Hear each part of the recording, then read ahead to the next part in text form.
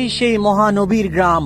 নবী মদিনায় এসে প্রথম যে গ্রামে উঠেছিলেন, প্রথম যে গ্রামের আতিথেয়তা পেয়েছিলেন, এই সেই গ্রাম, মদিনার গ্রাম। নবীজি মদিনায় এসে প্রথম এই পানি পান করেছিলেন, এই কুয়ার, সেটি এখনো আছে এখানে। মক্কার দুঃখ কষ্ট সহ্য করে নবী মদিনায় হিজরত করে এসে প্রথম যে জায়গাটিতে ভিড়েছিলেন, যে জায়গায় আশ্রয় নিয়েছিলেন, যে জায়গার মায়া মধুরতা পেয়েছিলেন, যে জায়গায় প্রথম মসজিদ গড়ে তুলেছিলেন, এই সেই জায়গা, এই সেই স্থান, কুবা গ্রাম।